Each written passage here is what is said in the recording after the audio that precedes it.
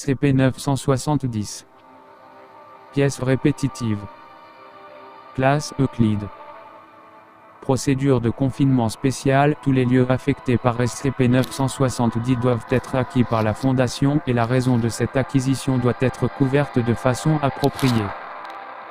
Tout civil tentant d'entrer dans un de ces lieux doit en être déconseillé et empêché, préférablement dans les limites de la loi. Ceux qui transgressent cette règle devront recevoir une dose d'amnésique de classe A.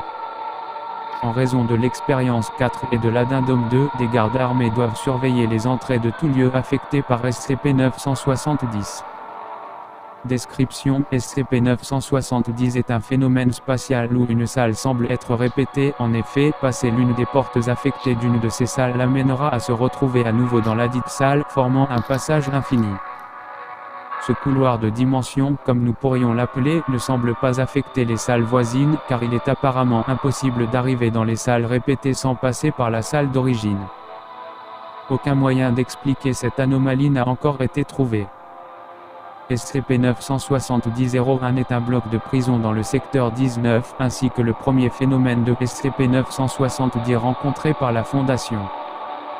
Il fut construit dans le but d'accueillir un plus grand nombre de classes D et put remplir son objectif lorsque plusieurs classes D furent observées à l'extérieur de leurs cellules sans autorisation. Dans le but de s'échapper du secteur 19, une analyse des cellules permit à la Fondation de découvrir une série de portes n'existant pas auparavant, menant dans des salles du côté opposé du bloc.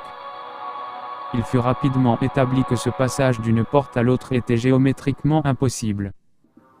Afin d'éviter que cet incident se reproduise, SCP-970-01 n'est plus utilisé pour sa fonction principale et des gardes doivent surveiller les portes concernées, comme expliqué dans les procédures de confinement. Depuis cet incident, autres structures affectées par SCP-970 ont été découvertes, et pour 100 d'entre elles sont dans un rayon de 800 km du secteur 19, l'aile ouest du palais législatif de données censurées est l'une de ces structures. La Fondation ne put acquérir ce bâtiment et les autorités locales se montrèrent peu coopératives lorsqu'une augmentation de la protection des entrées de l'aile fut demandée.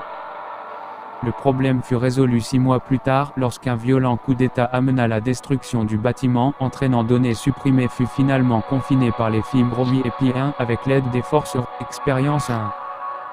Une caméra fut attachée à la tête de D970-294, à qui il fut demandé de passer les portes d'une salle affectée par SCP-970. Le sujet montra des doutes concernant la possibilité de l'action, mais suivit les ordres centraux de réflexion.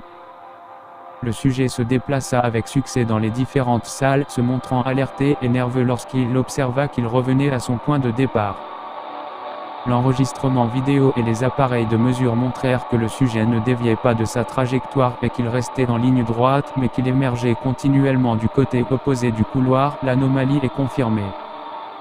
Cette expérience était censée être l'expérience témoin à comparer avec les tests à venir. Cependant, vu la simplicité de l'anomalie, je me demande comment on va pouvoir tester ce phénomène. Dr. Jungle. Expérience 2. Il fut demandé à D970-295 de répéter les actions citées dans l'expérience 1, et ce, jusqu'à nouvel ordre. De l'eau et de la nourriture lui furent donnés et il fut expliqué au sujet qu'il devrait se déplacer dans la salle jusqu'à épuisement ou jusqu'à ce qu'un autre chercheur se lui demande de revenir. Le sujet se montra particulièrement coopératif et continua pendant 205 dimensions avant de sembler confus en voulant prendre de l'eau. Il fit remarquer que la chercheuse Taylor avait des cheveux noirs il y a peu de temps et qu'elle avait maintenant les cheveux blonds. Taylor ne s'est pas teint les cheveux pendant l'expérience et ses collègues ont insisté sur le fait qu'elle avait la même couleur depuis plus de 9 mois.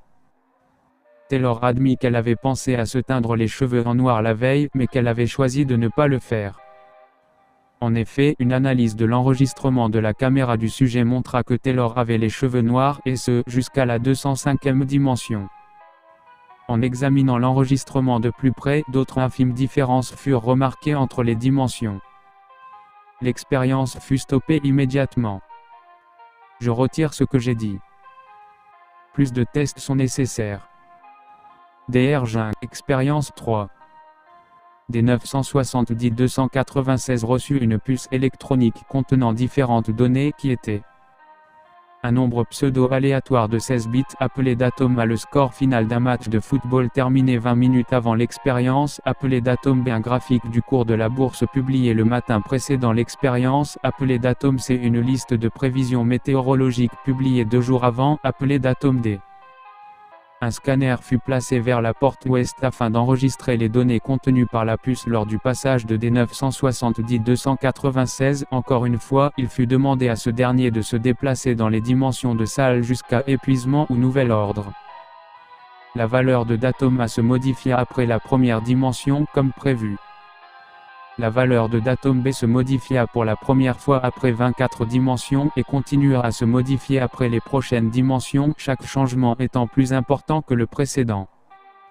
L'expérience fut interrompue brièvement pour cette raison. Il est recommandé pour les prochains chercheurs de vérifier que leurs collègues n'expriment pas une sensibilité exagérée envers les résultats du match. Après 76 dimensions, le premier événement imprévu arriva. Cette version de la carte contenait une nouvelle donnée qui était une longue note ainsi qu'une définition alternative de datum B. Les résultats d'un match de basketball féminin. La chercheuse Taylor avait proposé, avant le début de l'expérience, d'utiliser cette donnée, mais Dr. Jung rejeta sa proposition. Voir note ci-dessus concernant la sensibilité des collègues. La version de D970-296 présente à ce moment ne désira pas ajouter de commentaires concernant cet événement et expliqua qu'il avait été interrogé pendant 10 dimensions consécutives jusqu'à ce qu'un autre Dr. Jung ajoute une note à sa carte. Le scanner fut reprogrammé pour rajouter des notes à la fin de chaque carte. Note de l'assistant chercheur Boston, Dr. Jung rencontra tout d'abord des problèmes techniques avec le scanner et demanda à la chercheuse Taylor d'aller chercher quelqu'un qui sait ce qu'il fait, après quoi elle alla à travers la porte menant à la dimension précédente et revint avec un second Dr. Jung. Le Dr. Jung d'origine refusa d'être assisté, ce qui entraîna une dispute entre les deux docteurs qui ne fut que plus intense lorsqu'un troisième Dr. Jung arriva depuis la dimension suivante, se plaignant de la non-progression de l'expérience. Le désaccord fut éventuellement interrompu par la sécurité qui décida à la réparation du programme des scanners par le second Dr. Jung et B que tout le personnel reste dans sa dimension respective afin d'éviter toutes sortes de confusion. Après 157 dimensions, un homme non identifié apparut à la place de D970-296. L'homme fut immédiatement maîtrisé, comme indiqué dans les procédures de sécurité. Une analyse des notes sur sa carte montra qu'il s'agissait pourtant de D970-296 et que dans sa dimension d'origine, un autre classe D avait été désigné pour participer dans cette expérience. D970-296 comme il sera désormais nommé avait de nombreuses blessures légères, probablement dues à la réaction des chercheurs des dimensions précédentes. Dr. Jung mit un panneau en carton autour de sa nuque, avec écrit « Je suis autorisé dans cet endroit, veuillez lire les notes ». D970-296 montra de la gratitude. La valeur de datum C fut modifiée après 234 dimensions. La valeur de datum D ne fut pas modifiée une seule fois au cours de l'expérience 371 dimensions. Cette expérience montre que plus nous allons loin dans les dimensions et plus le point de divergence entre les deux dimensions est loin dans le passé. Elle montre également qu'il serait sage de prévoir les expériences liées à SCP-970-01 quelques jours à l'avance pour s'assurer que toutes les dimensions voisines travaillent sur les mêmes bases. De plus, l'incident noté par l'assistant chercheur Boston montre que les dimensions voisines demeurent cohérentes pendant la période d'interaction. Dr. Jung. Expérience 4. Un robot à caméra fut programmé pour reconnaître et ouvrir les portes de SCP-970-01 en allant le plus loin possible. Des installations furent placées dans les couloirs afin de pouvoir recharger le robot qui était également conçu pour se déplacer automatiquement vers l'une d'elles si sa batterie allait en dessous de 5%. Cette expérience est différente de l'expérience 2 étant donné qu'elle cherche à comparer les dimensions lointaines uniquement par rapport à la première dimension. L'enregistrement fait environ 600 heures et le robot traverse un total de données censurées dimensions. Une analyse approfondie de l'enregistrement permit de lister les différences importantes entre les dimensions. 213 La première différence facilement remarquée, Dr. Jung porte une cravate rouge. 704 La chercheuse Taylor est absente et elle n'apparaît plus jusqu'à 1061. La chercheuse Taylor réapparaît, mais sa carte d'identité montre qu'elle pratique le métier de docteur. Données censurées. L'équipe de recherche semble être attaquée. Le Dr. Jung reçoit un coup de feu dans le torse. Données censurées. L'équipe de recherche a disparu. Le mur est couvert de sang dans lequel sont inscrits les symboles suivants. Données supprimées. Données censurées. L'équipe de recherche. Données supprimées du visage. Je ne pense pas que mener d'autres expériences pourrait nous aider à établir quelque chose de nouveau. Dr. Jung. Addendum 970 A2. À la suite d'une dépression nerveuse, la chercheuse Taylor fut acceptée dans un hôpital psychiatrique.